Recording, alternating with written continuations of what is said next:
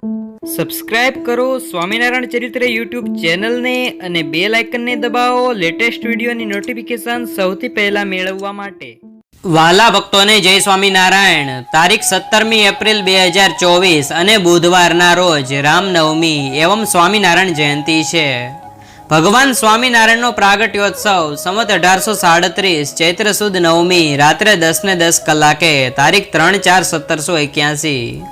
આપણે આ વિડીયોમાં હરિજયંતિ વ્રતનો વિધિ અને મહાત્મય જાણીશું અને સૌ પ્રથમ આ વ્રત કોને કર્યું, આનો વિધિ કયા ગ્રંથમાં લખાયો અને આ વ્રતના પ્રતાપે શું ફળ થાય તેમજ આ વ્રત કેવી રીતે કરવું એ બધી વિગતો આપણે આ વિડીયોમાં જોઈશું। જે પણ ભક્તોને આ વ્રત લેવાની ઈચ્છા હોય તે આ હરિજયંતિના દિવસથી લઈ શકે છે। આ વિડીયોમાં આપણે ભગવાન સ્વામિનારાયણના જન્મોત્સવનું ચરિત્ર પણ જોઈશું। તમને આ વિડીયો પસંદ આવે તો લાઈક બટન દબાવજો। વૈદિક કેલેન્ડર મુજબ ચૈત્ર શુક્લ પક્ષની નવમી તિથિ 16 એપ્રિલે બપોરે 1:23 વાગે શરૂ થશે અને 17 એપ્રિલના રોજ બપોરે 3:14 વાગે સમાપ્ત થશે। આવી સ્થિતિમાં 17 એપ્રિલ 2024 બુધવારના રોજ રામનવમીનો તહેવાર ઉજવવામાં આવશે। આ વિશેષ દિવસ માટે પૂજાનો સમય સવારે 11:30 થી બપોરે 1:38 સુધીનો રહેશે। આ હરિજયંતિની કથા શ્રીમદ સત્સંગી જીવન ગ્રંથના 5મા પ્રકરણના 69મા અધ્યાયમાં લખાયેલી છે। સુવ્રત મુનિ ઉર્ફે સ્વરૂપાનંદ સ્વામીએ આ સત્સંગી જીવનની કથા પહાડેર ગામના પ્રતાપસિંહ રાજાને સંભળાવેલી, જે વાત આપણે સૌ જાણીએ છીએ। સુવ્રત મુનિએ પ્રતાપસિંહ રાજાને આખા શ્રીમદ સત્સંગી જીવન ગ્રંથની કથા સંભળાવી। પછી સુવ્રત મુનિ બોલ્યા, મારા ગુરુએ જે કથા મને કહેલી એ મેં તમને સંભળાવી। હવે તમને કાંઈ સાંભળવાની ઈચ્છા હોય તો કહો, નહીતર અહીંથી હું વિદાય લઉં। પ્રતાપસિંહ રાજા કહેવા લાગ્યા કે હે મુનિરાજ, નારાયણના ચરિત્રો વારંવાર સાંભળ્યા છતાં મારા મનમાં તૃપ્તિ થતી જ નથી। હજી મને વધુમાં વધુ ચરિત્રો સાંભળવાની ઈચ્છા થાય છે। હે ગુરુદેવ, આ પૃથ્વી પર કોઈ મહાપુરુષ આવે અથવા ભગવાન આવે તો તેમના જન્મ દિવસનું બહુ મોટું મહાત્મય હોય છે। તો સર્વાવતારી ભગવાન સ્વામિનારાયણે આ પૃથ્વી પર અવતાર લીધેલો એ હરિજયંતિ વ્રતના વિધિની કથા સાંભળવાની મને બહુ ઈચ્છા છે। તમે કૃપા કરીને મને એ કથા સંભળાવો। સુવ્રત મુનિ કહે છે કે હે પ્રતાપસિંહ રાજન, તમને ખરેખર ધન્ય છે, કારણ કે તમે ભગવાન શ્રી હરિની કથાને જાણે નવીન ને નવીન હોય તેમ આદરપૂર્વક અખંડ ભક્તિ ભાવની સાથે વારંવાર સાંભળવા ઈચ્છો છો। હે રાજન, શ્રી હરિ જયંતિનો સમગ્ર વિધિ હું તમને સંભળાવું છું, જેનું માત્ર શ્રવણ કર્યાથી જ શ્રી હરિ જયંતિ વ્રત કરવાનું ફળ પ્રાપ્ત થાય છે। હે રાજન, આમોદ નગરમાં એક બુદ્ધિમાન, સ્વધર્મમાં તત્પર, પવિત્ર શિવગુપ્ત નામે એક વૈશ્ય રહેતા હતા। સર્વ સમૃદ્ધિથી સંપન્ન હતા, પણ એને કોઈ સંતાન ન હતું। તેથી તે અને તેની પત્ની પુત્રની ચિંતામાં સદાય ઉદાસીન રહેતા। જે લોકોએ પુત્ર પ્રાપ્તિ માટે જે વ્રત, યાત્રા આદિ કરવાનું કહેલું તે બધું તેમને કરેલું, છતાં પણ તેને પુત્રની પ્રાપ્તિ થઈ નહીં।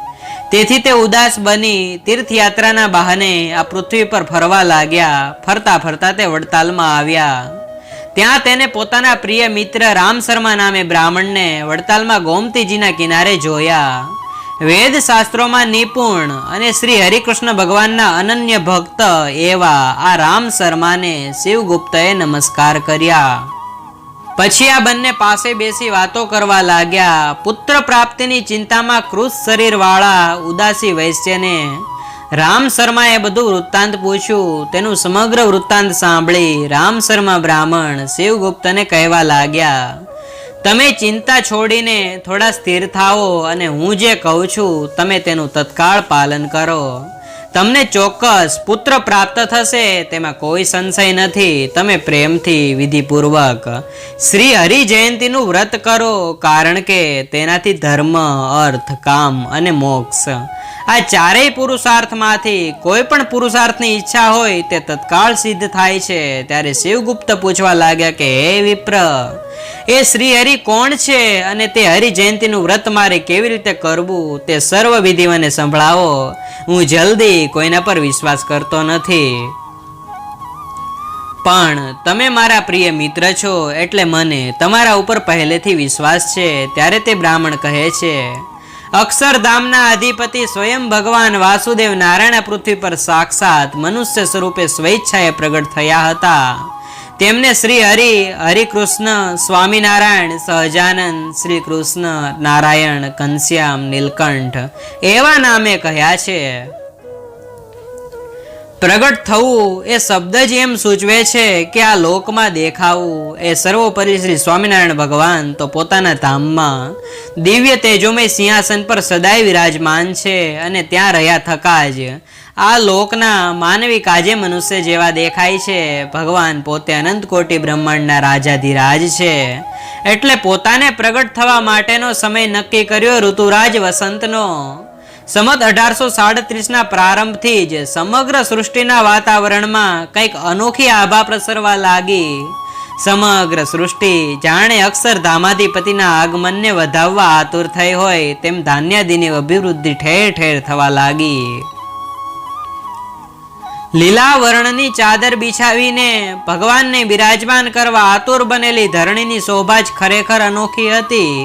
ચોમેર, પ્રસન્નતા અને શુભના ચિહ્નો વર્તાવા લાગ્યા. ચૈત્ર માસ આવતા આમ તો વૃક્ષ વેલીઓ ખીલે જ, પણ આ વખતે તો વૃક્ષો ફળોથી લચી પડ્યા હતા. વેલીઓ ફૂલ છોડમાં પુષ્પોના ગુચ્છે ગુચ્છ પાંગરી ઉઠ્યા હતા.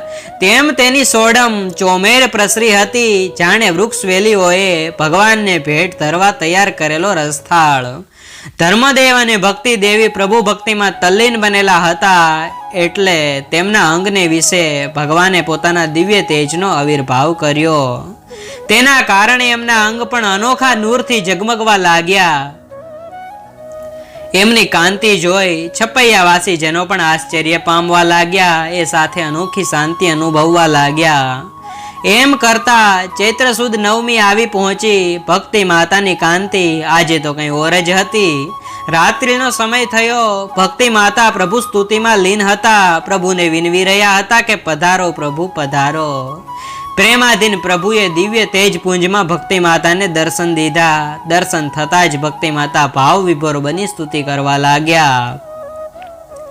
થોડી વાર જ એવા દર્શન આપી ભગવાન મનોહર બાળ સ્વરૂપ ધારણ કરી માતૃશ્રીની બાજુમાં જ પોઢી ગયા. માતૃશ્રીની આંખ ખોલતા જ દિવ્ય કમનીય બાળ પ્રભુના દર્શન થયા. સંવત 1837ની ચૈત્ર સુધી નવમીની એ રાત્રિ હતી. રાત્રિ 10 ઘડી અને 10 થી 14 પળ જેટલી વીતી હતી. ઈસવીસન 1781ના એપ્રિલ માસની તારીખ 3 સોમવાર એ સમયે રાત્રિ હતી. પણ આજે એની કાંતિ કાંઈ ઓર જ હતી. સર્વત્ર સત્વગુણ પ્રસરી ગયો. પક્ષીઓ મધુર કલરવ કરવા લાગ્યા. ગાયોના આંચળથી દૂધ સ્ત્રવી જવા માંડ્યું. મંદ શીતલ ને સુગંધી માન વાયુ લહેરાવા લાગ્યો. આકાશમાંથી પુષ્પવૃષ્ટિ થવા લાગી. ગંધર્વોની મધુર સુરાવલી રેલાવા લાગી. ધર્મદેવના ઘર આંગણે તો અપૂર્વ ઉત્સવ જેવું વાતાવરણ સર્જાઈ ગયું. પૂરવાસીઓ કંઈ ને કંઈ ભેટ લઈને દોડતા દોડતા ધર્મદેવના ઘર આંગણે એકત્ર થવા લાગ્યા. આનંદ વધાઈના સૂરો છૂટ્યા. પ્રેમવતી સુત જાયો રે અનુપમ, બાજત આનંદ વધાય હો. પ્રગટ ભયે પૂર્ણ પુરુષોત્તમ, સુર સજ્જન સુખદાયી હો. એ જ અવસરે એવો દિવ્ય આનંદદાયી પ્રકાશપુંજ રેલાયો કે જાણે સૂર્યોદય થયો હોય તેમ રાત્રિના સમયે પ્રકાશ થઈ ગયો. જોત જોતામાં એ પ્રકાશ ચોમેર એવો પ્રસરી ગયો કે છપૈયા તો શું, કૌશલ પ્રદેશથી આગળ વધીને સારી સૃષ્ટિમાં વ્યાપી ગયો. પૃથ્વી પર એ ન સમાતા પહોંચ્યો સ્વર્ગમાં, ને ત્યાંથી બ્રહ્મલોકમાં પહોંચ્યો. કોટી કોટી સૂર્યને ઝાંખપ પમાડે એવો આ તેજપુંજ દજાડનાર નહોતો, પણ પરમ શાંતિ આપનાર હતો. સત્સંગી જીવનમાં લખ્યું છે કે એ તેજ જાણે એક સાથે ઉદય પામેલા કોટી કોટી સૂર્ય ચંદ્ર સમુદાયને પણ પરાભવ કરનારું. એટલે જ બ્રહ્મલોકથી પણ પર અષ્ટ આવરણને ભેદીને ચોમેર વ્યાપી ગયું. ધર્મમાં વેર રાખનારા અસુરો ખૂબ ભય પામવા લાગ્યા. પિતા ધર્મદેવે જાત કર્મથી લઈને ઉપનયન સુધીના સંસ્કારો ખૂબ સારી રીતે કર્યા.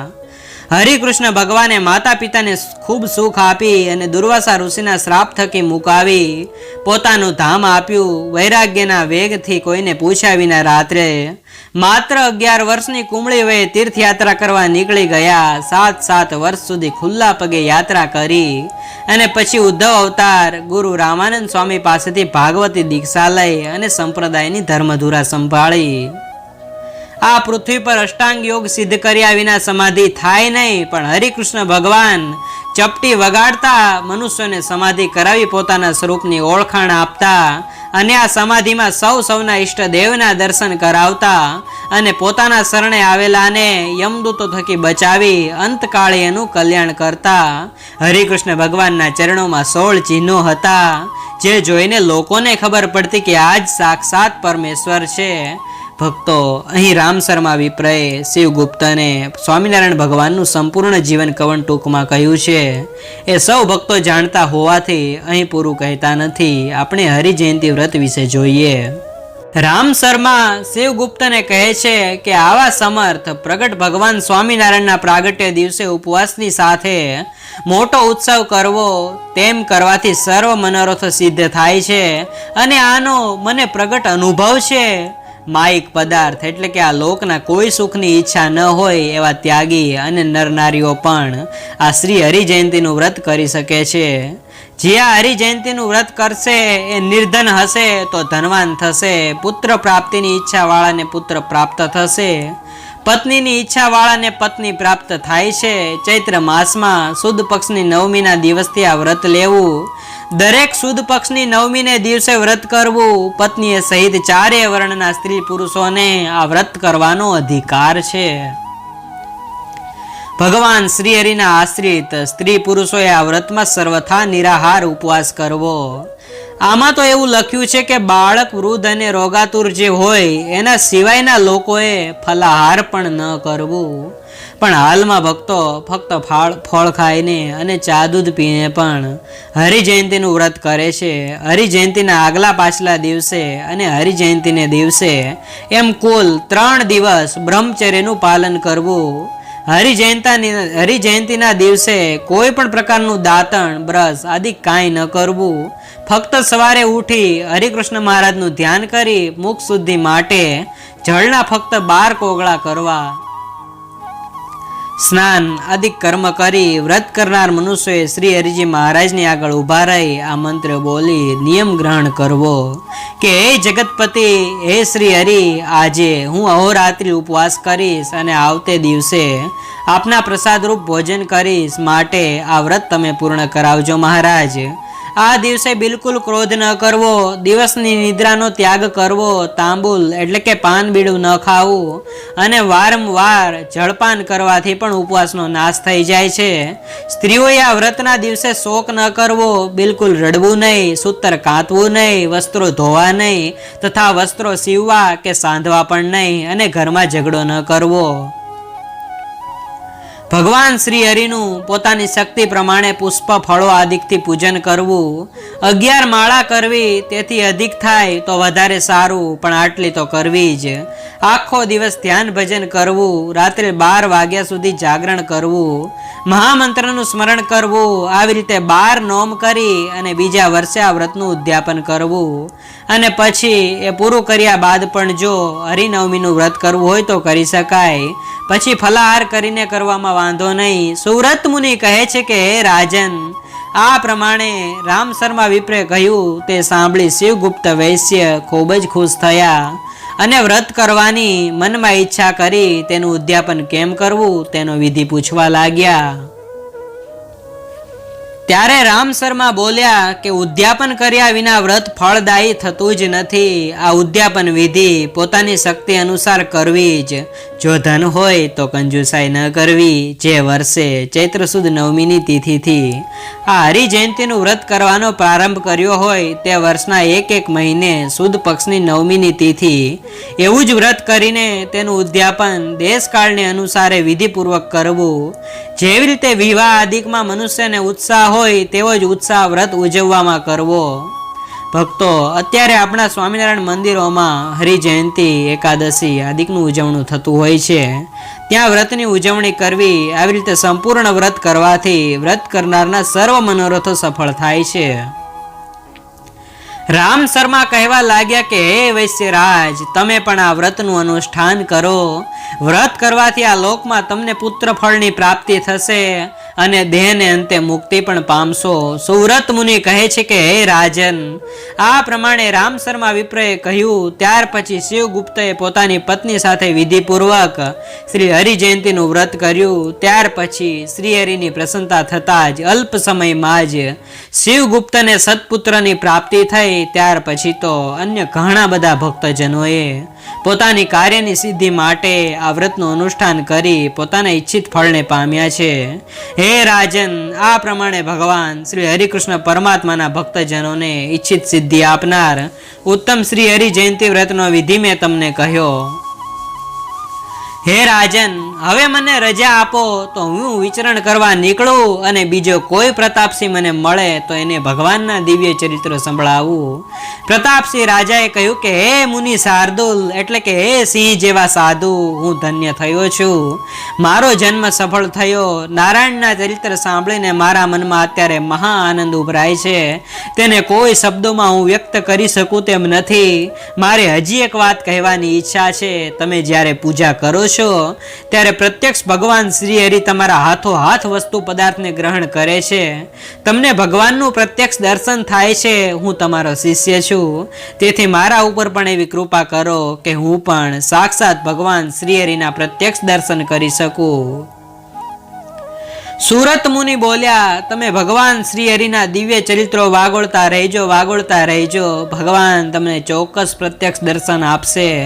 કારણ કે આ સત્સંગી જીવન શાસ્ત્રનું પ્રેમથી કોઈ શ્રવણ કરે તેમને સાક્ષાત પરમેશ્વર ભગવાન શ્રી હરિ પોતાનું પ્રગટ દર્શન આપશે તેવું મારા ગુરુ સતાનંદ સ્વામીએ મને કહ્યું છે.